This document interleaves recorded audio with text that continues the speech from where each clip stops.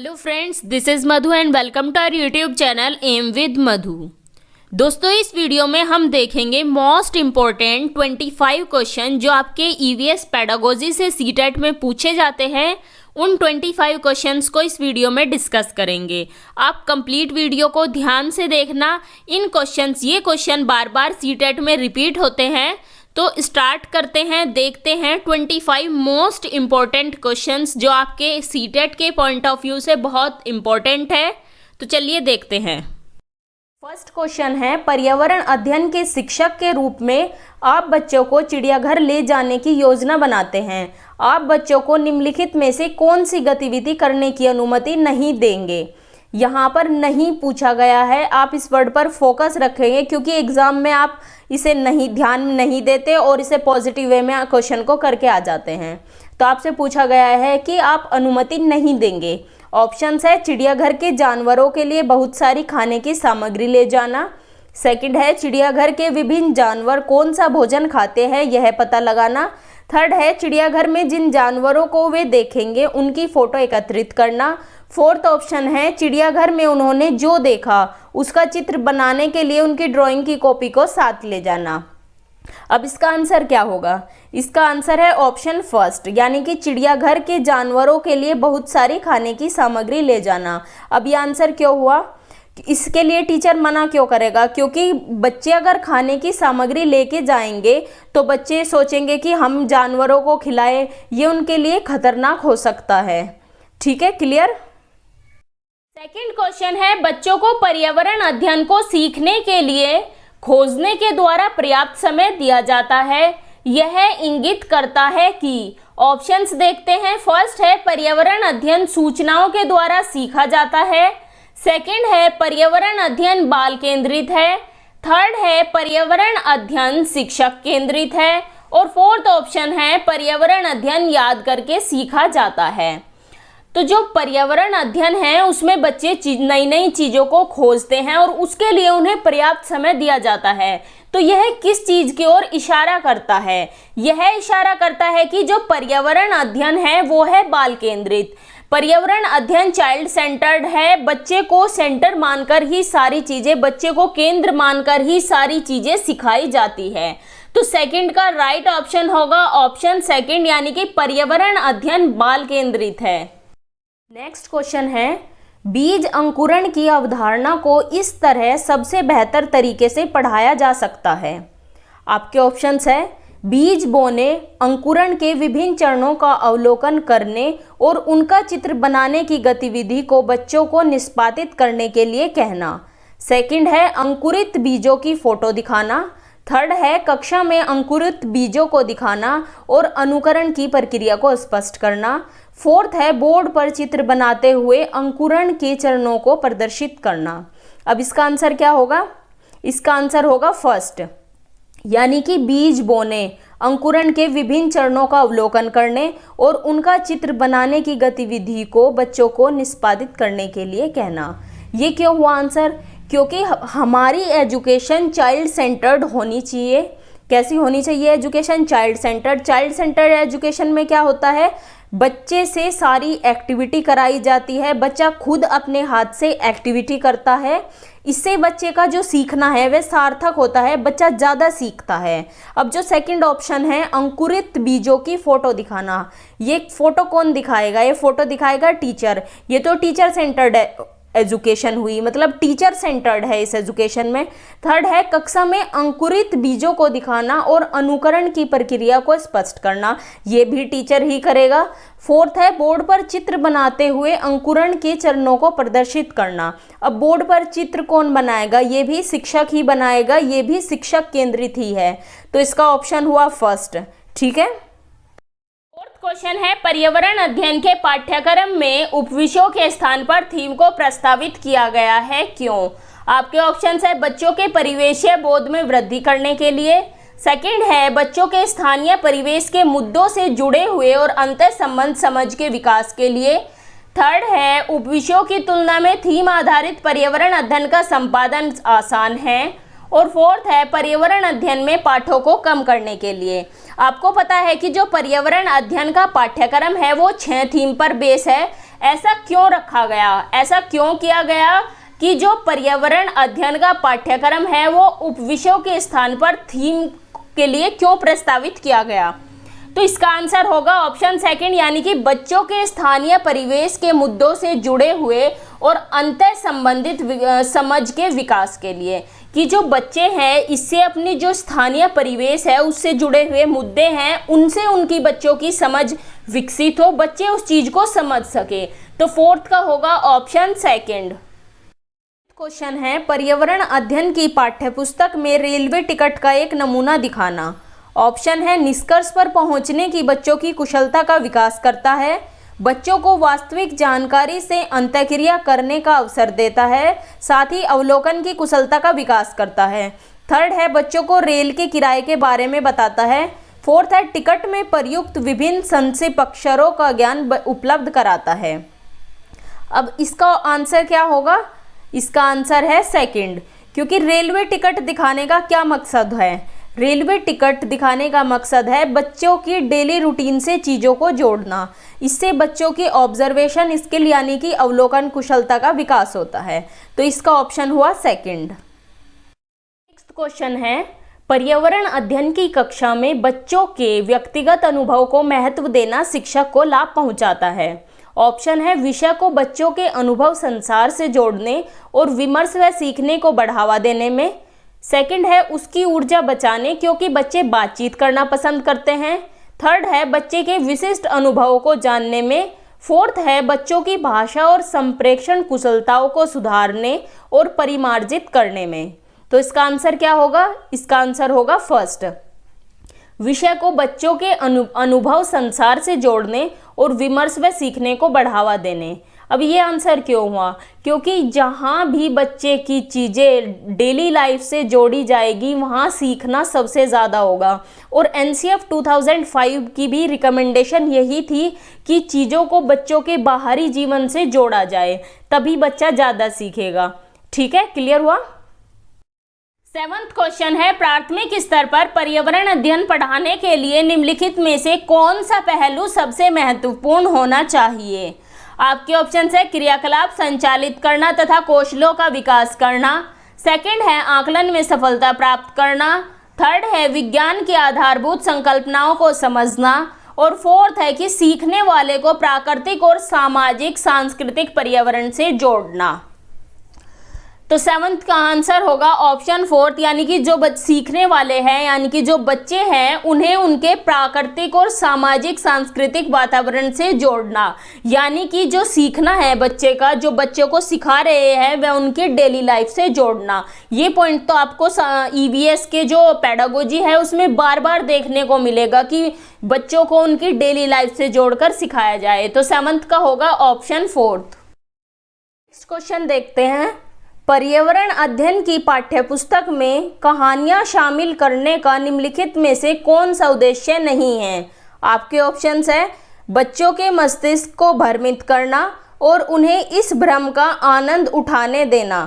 Second है सृजनात्मक चिंतन की योग्यता और उत्सुकता का विकास करना। थर्ड है बच्चों में आलोचनात्मक चिंतन शक्ति विकसित करना।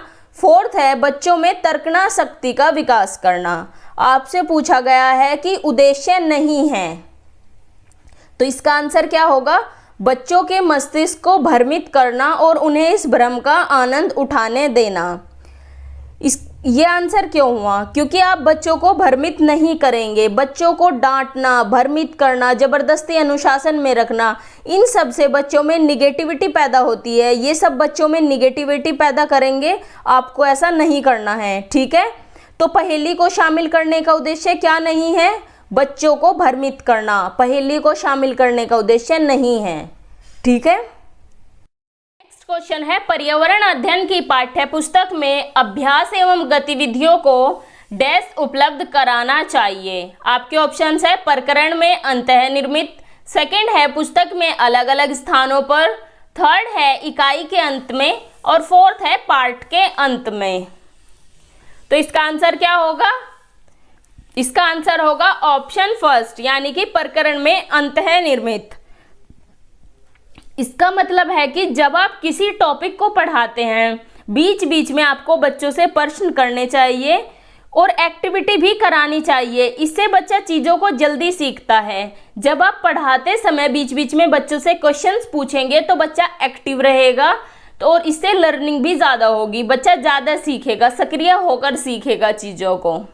तो पाठ में जो अभ्यास और गतिविधियां है वह प्रकरण में अंतर्निर्मित होनी चाहिए। नेक्स्ट क्वेश्चन है, प्राथमिक स्तर पर बच्चे का आकलन करने का सर्वश्रेष्ठ तरीका है डैश का उपयोग करना।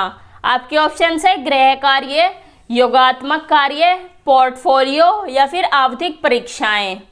तो इसमें जो प्राथमिक स्तर के बच्चे होते हैं उनके आकलन करने का सबसे अच्छा तरीका कौन सा है? पोर्टफोलियो। अब पोर्टफोलियो क्या होता है? पोर्टफोलियो एक रिकॉर्ड है जिसमें विद्यार्थियों से संबंधित सभी महत्वपूर्ण जानकारी होती है। इससे बच्चे के कमजोर और मजबूत पक्षों का पता भी चल जाता है, इसलिए प्राथमिक स्तर पर यह आकलन का सर्वश्रेष्ठ तरीका है। नेक्स्ट क्वेश्चन है, एक शिक्षक पढ़ाते समय श्रव्य दृश्य सामग्रियों एवं शारीरिक गतिविधियों का प्रयोग करता है क्योंकि ये आपके ऑप्शन हैं अधिगम वृद्धि में अधिकतम इंद्रियों का प्रयोग करते हैं, सेकंड है शिक्षक को आराम उपलब्ध कराते हैं, थर्ड है प्रभावी आकलन को सुगम बनाते हैं, फोर्थ है शिक्षार्थियों को दिशा परिवर्तन उपलब्ध कराते हैं। तो श्रव्य दृश्य सामग्री क्या काम करते हैं? इसका आंसर होगा ऑप्शन फर्स्ट, यानी कि अधिगम वृद्धि में अधिकतम इंद्रियों का प्रयोग करते हैं। जहां भी ऑडियो विजुअल टूल्स यानी कि श्रव्य दृश्य सामग्री और एक्टिविटीज का प्रयोग होगा वहां बच्चे इंद्रियों का उपयोग करके सीखेंगे और सीखना भी बच्चों का अधिक होगा, लर्निंग अधिक होगी इससे बच्चों की। क्वेश्चन है, डैश के अलावा निम्नलिखित पर्यावरण अध्ययन पढ़ाने की विधियां हैं। फर्स्ट है सहयोगात्मक अधिगम, निर्देशित खोज, व्याख्यानों द्वारा स्पष्ट करने और समस्या समाधान। तो कौन सी नहीं है इसमें पर्यावरण अध्ययन पढ़ाने की विधि? ऑप्शन थर्ड, यानी कि व्याख्यानों द्वारा स्पष्ट करना। आपको पता है कि जो पर्यावरण अध्ययन है वह लेक्चर मेथड से पढ़ाया नहीं जा सकता, इसलिए इसका ऑप्शन थर्ड यानी कि व्याख्यानों द्वारा स्पष्ट करना ये बेस्ट है। नेक्स्ट क्वेश्चन है, प्रयोग और प्रयोगात्मक कार्य करते हुए श्यामा का निष्पादन कक्षा में सर्वश्रेष्ठ होता है, उसे बहुत सृजनात्मक शिक्षार्थी माना जाता है, इसलिए वह डैश के द्वारा संकल्पनाओं को सीखती है। आपके ऑप्शन है अपसारी चिंतन, मॉडलिंग, अनुकरण या फिर अभिसारी चिंतन।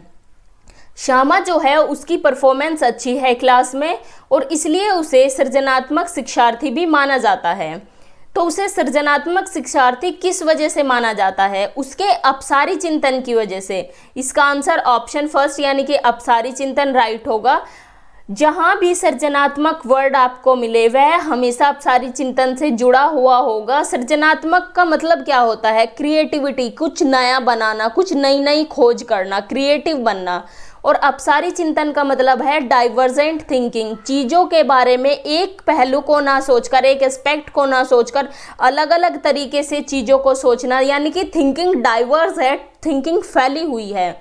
इसमें ऑप्शन फोर्थ है अभिसारी चिंतन। इसका मतलब है कन्वर्जेंट थिंकिंग, आप किसी चीज़ के विषय में एक ही तथ्य को पकड़कर उसी के विषय में सोचते हैं। तो हमेशा क्रिएटिविटी अपसारी चिंतन से ही आपकी संबंधित होगी। क्रिएटिविटी हमेशा डाइवर्जेंट थिंकिंग से ही जुड़ी हुई होती है, ये चीज़ आप ध्यान रखेंगे। नेक्स्ट क्वेश्चन है, एक पब्लिक स्कूल में प्रत्येक कक्षा में लगभग 2 से 3 बच्चे विशेष आवश्यकता वाले हैं। कुछ बच्चे शारीरिक या मानसिक रूप से विकलांग हैं। ये बच्चे अन्य बच्चों के साथ उसी कक्षा में एक साथ पढ़ते हैं। उपरोक्त पब्लिक स्कूल निम्न में से किसका अनुपालन करता है? आपके ऑप्शन है समवयस्क शिक्षा, सेकंड है प्रतिपूरक अधिगम, थर्ड है सतत एवं व्यापक मूल्यांकन, फोर्थ है समावेशी शिक्षा। तो जब सभी बच्चे, विशेष आवश्यकता वाले बच्चे सामान्य बच्चों के साथ शिक्षा ग्रहण कर रहे हैं तो इसमें कौन सी शिक्षा होगी? समावेशी शिक्षा। तो 21 का ऑप्शन फोर्थ यानी कि समावेशी शिक्षा। समावेशी शिक्षा क्या होती है? इसका मतलब है कि विशेष क्षमता वाले बच्चे और सामान्य बच्चे जब एक साथ शिक्षा ग्रहण करते हैं तो इसे बोलते हैं हम समावेशी शिक्षा, यानी कि सब बच्चों का समावेश है इस शिक्षा को लेने में। नेक्स्ट क्वेश्चन है, सरिता की शिक्षिका उसे विभिन्न सामूहिक गतिविधियों में शामिल करती है जैसे समूह चर्चा, समूह परियोजना आदि। उसकी शिक्षिका सीखने के किस आयाम का अनुगम कर रही है? ऑप्शन है प्रतियोगिता आधारित सीखना, सेकंड है सामाजिक गतिविधि के रूप में सीखना, थर्ड है मनोरंजन द्वारा सीखना और फोर्थ है भाषा निर्देशित सीखना। अब जो शिक्षिका है वह इसे सामूहिक गतिविधि में शामिल करती हैं, तो इससे वह कैसे सीखेगी, किस प्रकार सीखेगी? सामाजिक गतिविधि के रूप में सीखेगी। तो 24 का हुआ ऑप्शन सेकंड, यानी कि वह सामाजिक गतिविधि के रूप में सीखेगी।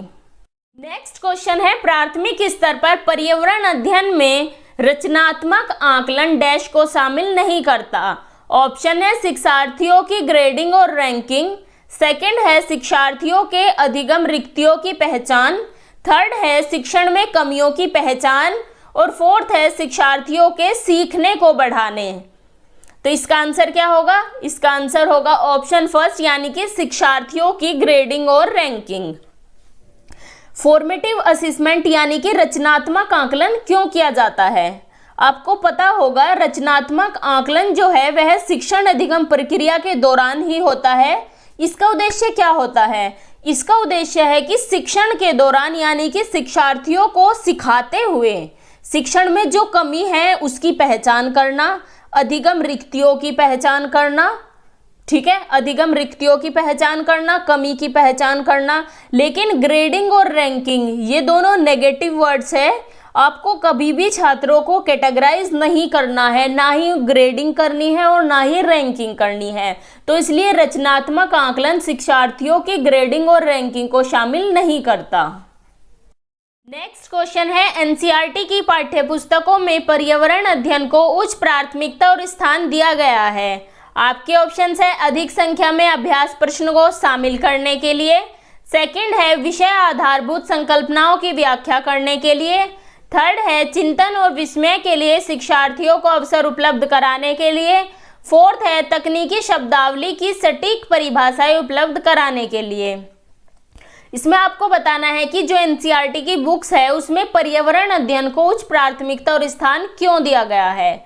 तो इसका आंसर होगा ऑप्शन थर्ड, यानी कि चिंतन और विस्मय के लिए शिक्षार्थियों को अवसर उपलब्ध कराने के लिए। नेक्स्ट क्वेश्चन है कि कक्षा 4 के शिक्षार्थियों को हवा सब जगह है प्रकरण पढ़ाते समय गीतिका निम्नलिखित गतिविधियों को करने की योजना बनाती है। निम्न प्रस्तावित गतिविधियों में से कौन सा प्रकरण को प्रभावी तरीके से पढ़ाने के लिए सार्थक नहीं है?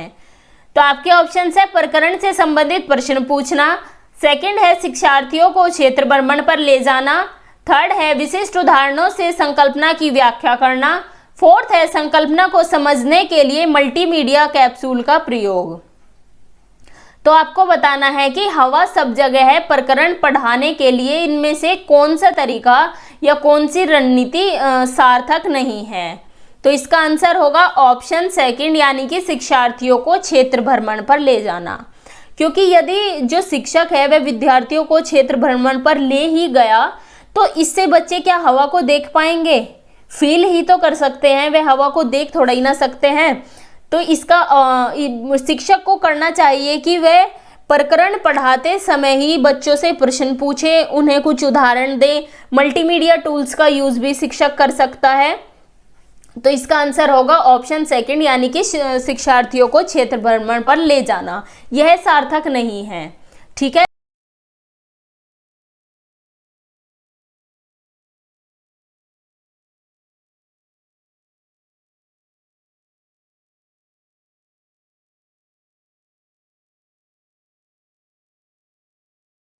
नेक्स्ट क्वेश्चन है प्राथमिक स्तर पर ईवीएस की पढ़ाई का मुख्य उद्देश्य है। आपके ऑप्शंस है विषय की मूल संकल्पनाओं की गहन समझ विकसित करना, सेकंड है अगले स्तर के अध्ययन के लिए विद्यार्थियों को तैयार करना, थर्ड है कक्षा की पढ़ाई को शिक्षार्थियों के विद्यालय से बाहर के जीवन से संबंधित करने में सहायता करना, फोर्थ है स्वतंत्र रूप से हस्तसिद्ध क्रियाकलापों को करने का कौशल अर्जित करना। आपको बताना है कि प्राइमरी लेवल पर जो हम ईवीएस पढ़ाते हैं उसका मुख्य उद्देश्य क्या है। तो इसका आंसर होगा ऑप्शन थर्ड, यानी कि इसका उद्देश्य है कक्षा की पढ़ाई को शिक्षार्थियों के विद्यालय के बाहर के जीवन से संबंधित करना।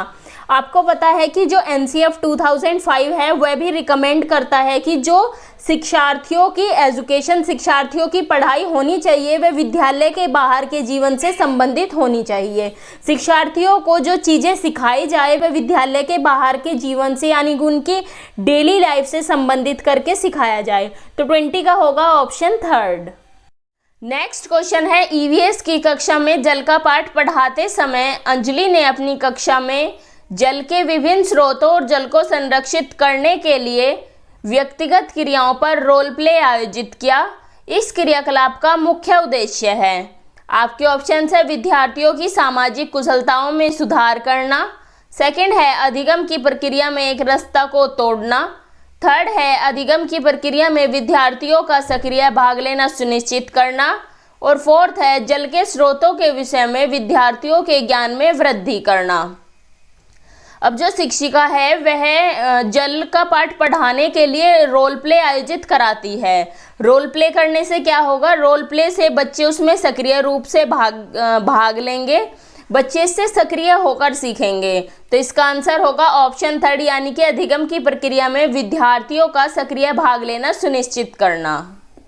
नेक्स्ट क्वेश्चन है, प्राथमिक स्तर पर पर्यावरण अध्ययन में समुदाय सीखने सिखाने का एक महत्वपूर्ण संसाधन है, क्योंकि आपके ऑप्शन है यह एक बहुत सस्ता संसाधन है, सेकंड है यह आसानी से उपलब्ध होने वाला संसाधन है, थर्ड है इसमें समझदार और बुजुर्ग व्यक्ति होते हैं, फोर्थ है यह वास्तविक स्थितियों में सीखने के अवसर उपलब्ध कराता है। जो समुदाय है यानी कि कम्युनिटी, वे सीखने सिखाने का एक महत्वपूर्ण संसाधन है। तो क्यों है वह महत्वपूर्ण संसाधन? क्योंकि यह वास्तविक स्थिति में सीखने के अवसर उपलब्ध कराता है। तो फोर्थ का होगा ऑप्शन 4। नेक्स्ट क्वेश्चन है, बच्चों को विभिन्न प्रकार के ईंधनों से परिचित कराने के लिए शिक्षक, ऑप्शन है कक्षा में कुछ ईंधनों के नमूने दिखा सकता है, सेकंड है एक लघु फिल्म दिखाने के साथ खाना पकाने के लिए इस्तेमाल होने वाले संभावित ईंधनों के प्रकारों पर बच्चों के साथ चर्चा कर सकता है, थर्ड है चार्ट पर ईंधनों के चित्र प्रदर्शित कर सकता है, फोर्थ है बच्चों से विभिन्न प्रकार के ईंधनों की सूची बनाने के लिए कह सकता है। तो इसका आंसर क्या होगा? इसका आंसर है ऑप्शन सेकंड। अब ये आंसर क्यों हुआ? क्योंकि इसमें लघु फिल्म दिखाई, इससे क्या हुआ, ऑडियो विजुअल टूल यूज़ हुआ, यानी कि टीचर ने TLM यूज़ किया। इससे बच्चे सक्रिय होकर भाग लेंगे किसी चीज़ में, और इसमें एक डिस्कशन मेथड भी यूज़ हुआ है कि बच्चों के साथ चर्चा कर सकता है। डिस्कशन में भी बच्चे सक्रिय रूप से भाग लेते हैं। तो इसका ऑप्शन हुआ फोर्थ का सेकंड, एक लघु फिल्म दिखाने के साथ खाना पकाने के लिए इस्तेमाल होने वाले संभावित ईंधनों के प्रकारों पर बच्चों के साथ चर्चा कर सकता है। क्लियर? नेक्स्ट क्वेश्चन है, प्राथमिक स्तर पर पर्यावरण अध्ययन के शिक्षण में कहानियां और कविताओं का प्रभावी ढंग से उपयोग किया जा सकता है। पर्यावरण अध्ययन में इनके उपयोग का मुख्य उद्देश्य है। आपको बताना है कि जो कहानियां और कविताएं होती है वे पर्यावरण अध्ययन शिक्षण में शामिल करने का मुख्य उद्देश्य क्या है। फर्स्ट है कि कक्षा की विविधता की पूर्ति, सेकंड है सीखने के लिए संदर्भगत वातावरण प्रदान करना, थर्ड है पाठों को आनंददायक बनाना, या फिर फोर्थ है भाषिक कौशलों को बढ़ावा देना। तो इनमें से कौन सा मुख्य उद्देश्य होगा कहानियां और कविताओं को पर्यावरण अध्ययन में शामिल करने का? तो इसका आंसर होगा ऑप्शन सेकंड, यानी कि सीखने के लिए संदर्भगत वातावरण प्रदान करना, ताकि जो बच्चे हैं कहानियां और कविताओं के माध्यम से उनका जो कंसेप्ट है, कंसेप्ट फॉर्मेशन हो, उन्हें एक संदर्भगत वातावरण मिले जिससे वे सीख सके। नेक्स्ट क्वेश्चन है, निम्नलिखित में से कौन सा प्राथमिक विद्यालय में पर्यावरण अध्ययन पढ़ाने का उद्देश्य निरूपित है? ऑप्शंस है, फर्स्ट है अपने ज्ञान का विस्तार करने के लिए बच्चों को सूचना देना कि उन्हें कौन सी पुस्तकें पढ़नी चाहिए, सेकंड है विद्यालय में बच्चों के अनुभवों को बाहरी दुनिया से जोड़ना, थर्ड है बच्चों की तकनीकी शब्दावली और परिभाषाओं से परिचित कराना, फोर्थ है पर्यावरण अध्ययन से संबंधित तकनीकी शब्दों का आकलन। तो इसका आंसर क्या होगा? इसका आंसर है सेकंड, विद्यालय में बच्चों के अनुभवों को बाहरी दुनिया से जोड़ना। ये लाइन आपको बार बार देखने के लिए मिलेगी। 100% तो नहीं कह सकते, लेकिन 80% आंसर यही होगा, क्योंकि एनसीएफ 2005 की रिकमेंडेशन थी कि बच्चों के जो अनुभव है वे उनके डे टू डे लाइफ यानी कि बाहर की दुनिया से जोड़े जाने चाहिए। ठीक है, थैंक्स फॉर वॉचिंग। अगर आपको वीडियो अच्छी लगी हो इसे लाइक करें, अपने व्हाट्सएप स्टडी ग्रुप में शेयर करें और चैनल को सब्सक्राइब करें और साथ ही बेल आइकन को भी प्रेस कर दें, जिससे आपको लेटेस्ट वीडियो के नोटिफिकेशंस मिलते रहें।